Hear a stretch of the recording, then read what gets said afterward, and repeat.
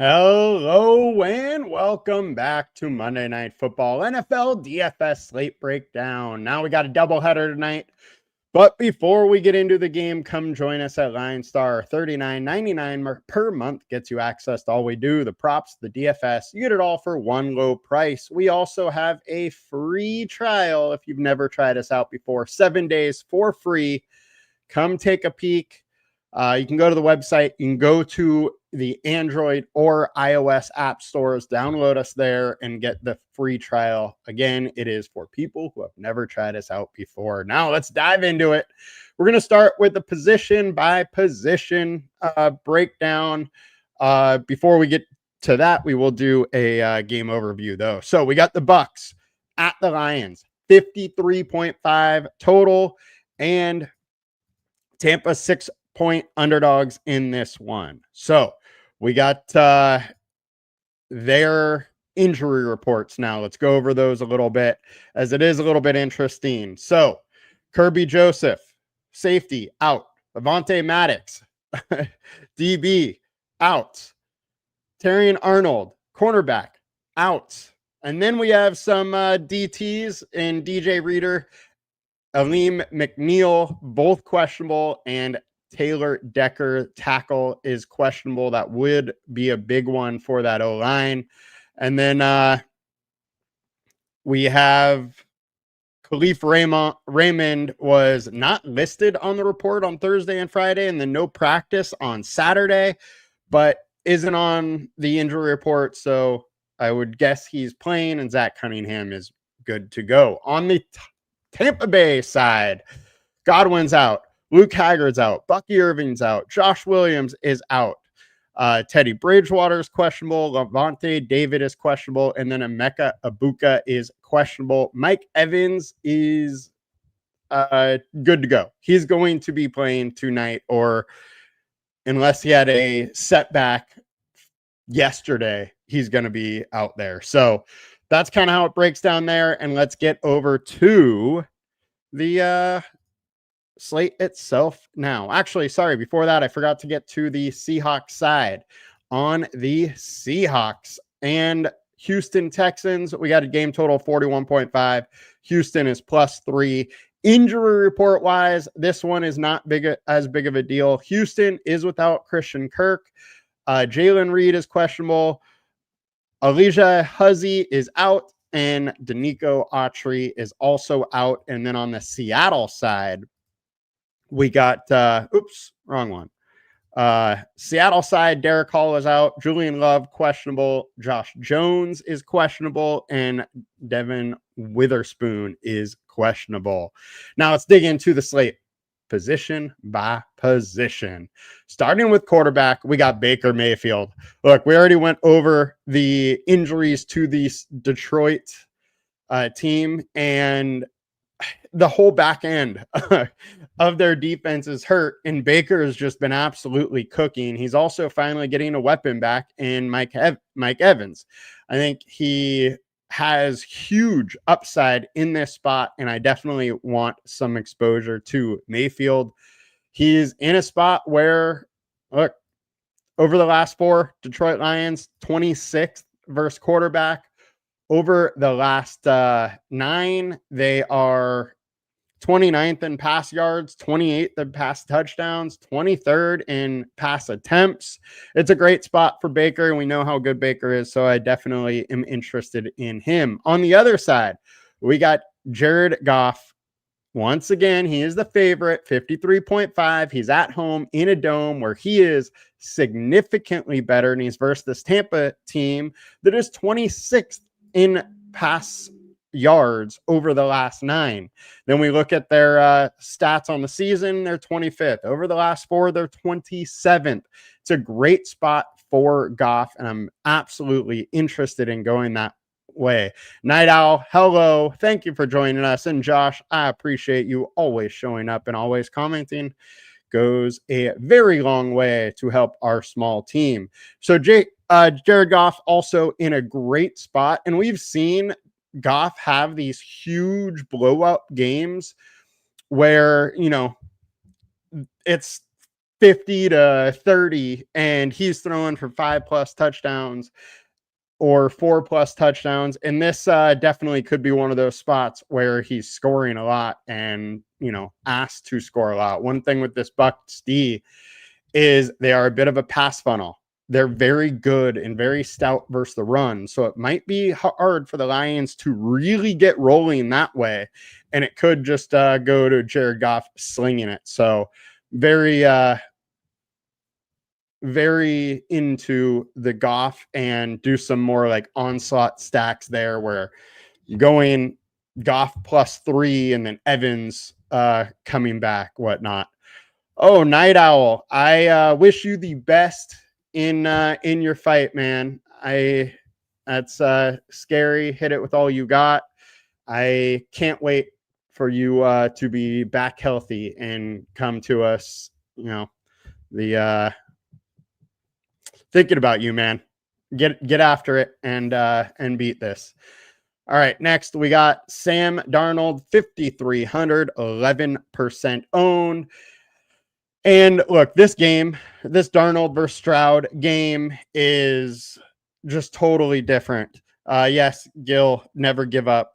That's great way to phrase it all. So we're all thinking about you, Night Owl. All right. So this Darnold versus Stroud game obviously takes a big time back seat, but there still are paths to this game kind of succeeding. Now, Stroud has not been protected very well. What if over this break they figured out their O-line a little bit because they did just have a bye and they're able to give him some protection and he's able to sling it? They haven't really been able to run the ball this year. And I don't expect that to take a huge step forward. Woody Marks is decent. Nick Chubb is a ghost of himself. And with that, I just don't expect them to really be able to run, but they could have to throw. And they could be in a spot at only 5,200 that he could do okay. Now, I obviously don't love the play, but you could do worse than, getting a little different with some of these stacks. If this game fails, which I think there's very few paths to where this game is low scoring, this Tampa Bay versus Detroit game. But if it is, then you have a clear runway to get it done. Josh, no, I do not think Evans is going to be limited. And the reason being is this hamstring issue for him has been one that he has dealt with for years now. Tampa is very aware of it. Mike Evans is very aware of it. And they are not going to do anything to, like, if he's not 100%, there's no way they're going to put him back. This has been a nagging thing over years. And every single year it pops up. Obviously, it's a hamstring and he has that issue, so it could always pop up. But I don't think he's going to be limited. And I think the line is low. Evans, on Sunday, they were saying that he is expected to go. And Darnold has been extremely good this year. He had that game versus Tampa Bay where he went absolutely nuts. The one thing with Darnold and this Seattle team is they kind of need to be, Houston Texans will need to be scoring for Darnold to really throw. And that's my only issue with going Darnold. And the Texans are kind of similar to that too. Like, they know they have a good defense, the Texans do. And because of that, they're not really looking to just go out and sling it. That's why I think the most likely path is either a Baker or Goff stack gets it done. But you have to understand 75% of the lineups tonight are going to be stacks of Tampa Bay and Lions. So if it fails, you got that clear path from Seattle and Houston, but just hard to tell. FanDuel, we got Baker high owned and Goff right under it. The thing with my FanDuel aspects of it is you're talking about very little differences in price. So on DraftKings, pretty much the same now. I mean, it's 1K difference between Baker and Darnold and 500 between Goff and Darnold. Like, it's very hard for me to want to go Darnold when Goff is only 500 more. I do think Seattle could be a little bit of a sneaky stack at home. The one aspect is, if I'm doing that, I want to have like Marks or Nico in my lineup, because I think for it to really pay off, Houston is going to have to get in, to a 10, 14 nothing lead, something like that, or, 21-7, to force Seattle to really start throwing. Because if they're not forced to throw, then what we've seen is they are absolutely willing to just keep this game close and then try and win it in the fourth with their efficient offense and their solid defense. So that's the one aspect of the Seattle stack that I don't love. But on FanDuel, also, I'm firmly the believer that Mayfield Goff is the most likely way to go about it. On to running back. So we know Gibbs is out, we know Irving is out. And with that, our high owned, we got Rachaad White, Jahmyr Gibbs, and David Montgomery.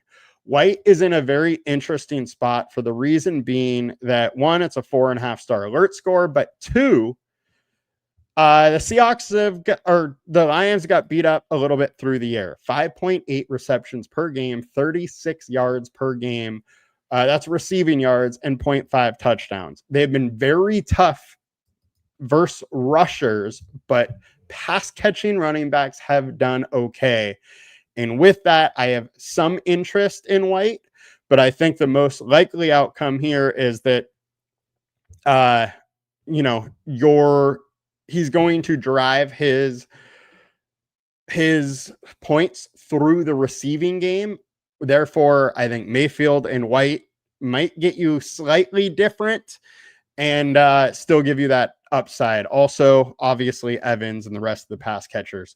Jahmyr Gibbs is in a very similar spot here, with the Tampa Bay D being very stout versus the rush, but allowing 5 for 55 and 0.7 touchdowns through the air. So I do like Gibbs also, and with his explosiveness, there is that huge upside.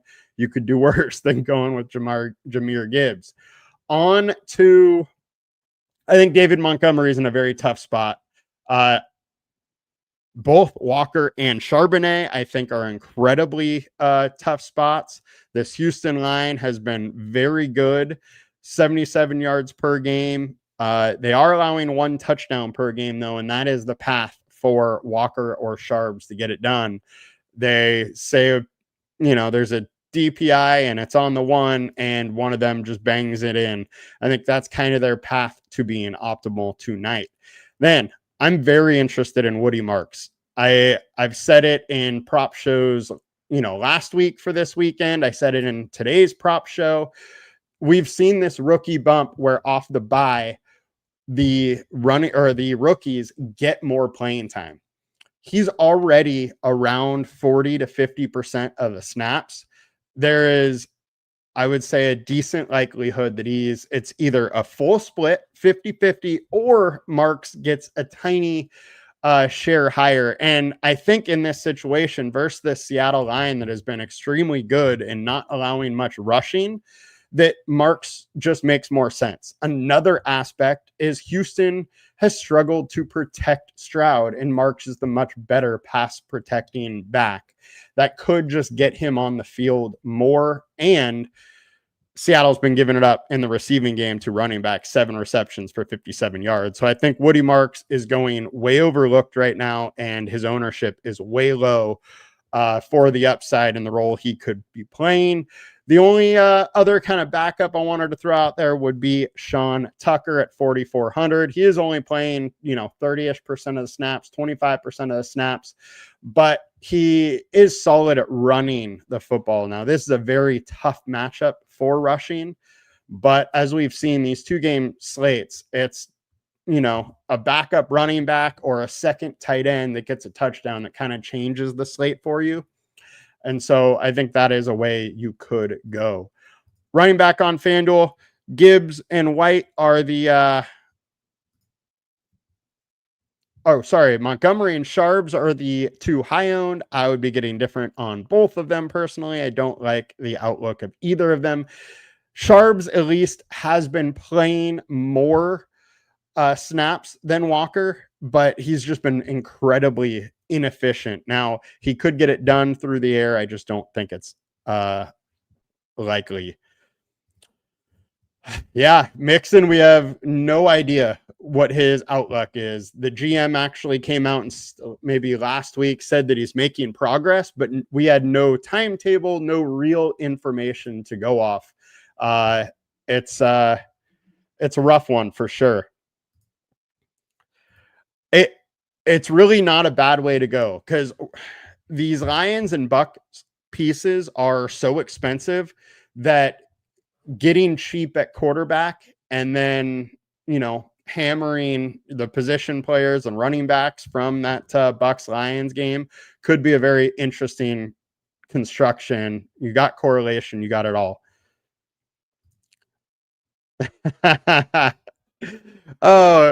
Woody Marks is the rookie running back that Houston drafted. He's been playing a little bit. He had a huge week 3 game. Or was it week 4?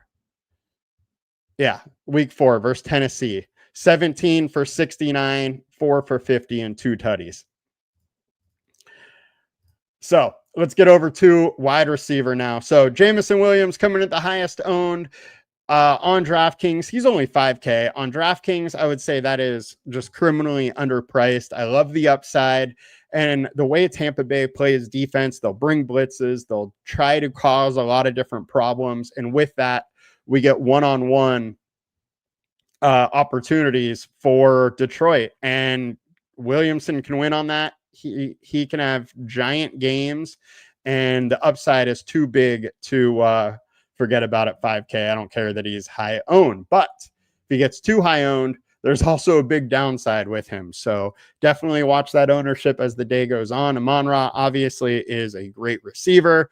JSN is in probably the toughest spot he's had this year. While he is a tremendous wide receiver and has just been torching the last couple weeks with 8 for 132 and a tutty and 8 for 162 and a tutty.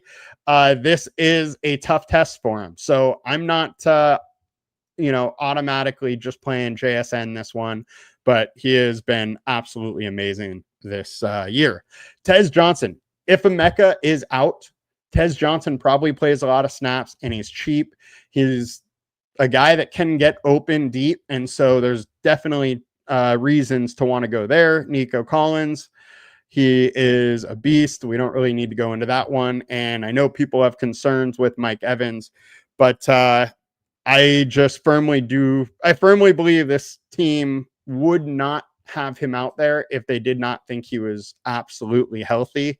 And if Ibuka is out, you can lock him in for 8+ targets with, the upside of like 15, and he could put the slate out of reach.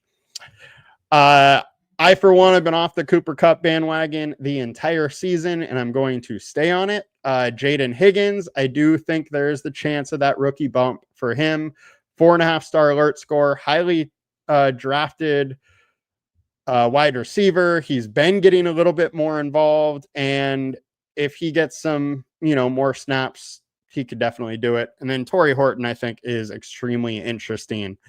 Sterling Shepard is going to play a lot regardless if Ibuka's out. He's probably going to be in the slot role, which can definitely get hyper targeted in a Baker-led team. So you should absolutely consider that.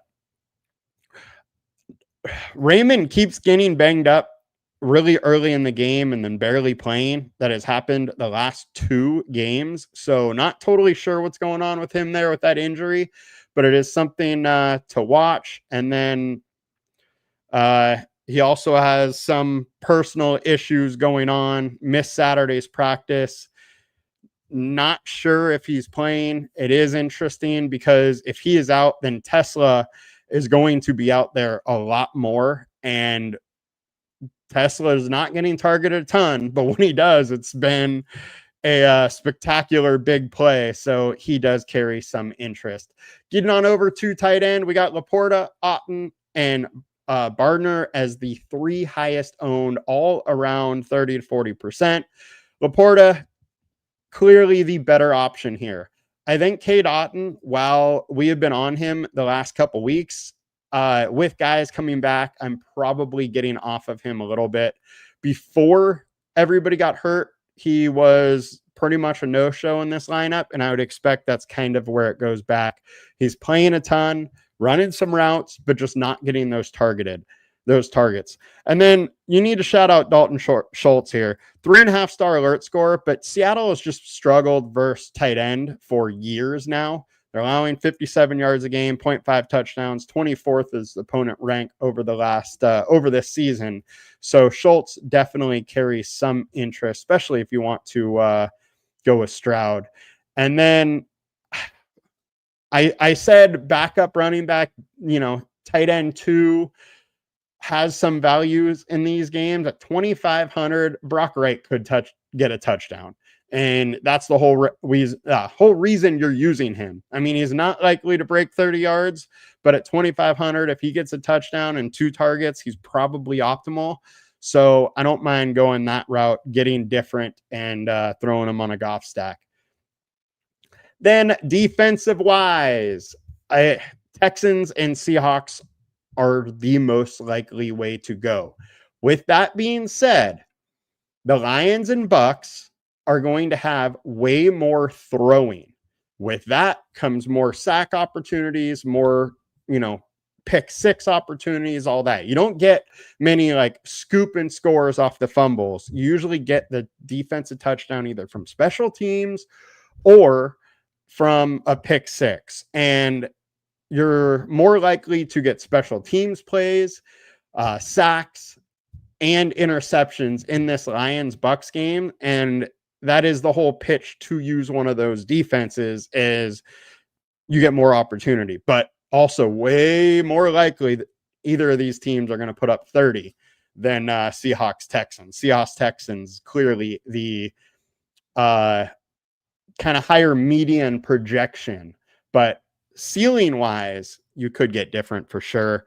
Personally, I would be all over probably the Seahawks defense and hoping that the Texans offensive line is still struggling and you get some stacks at home. Maybe Seahawks get a lead and then Stroud has to throw.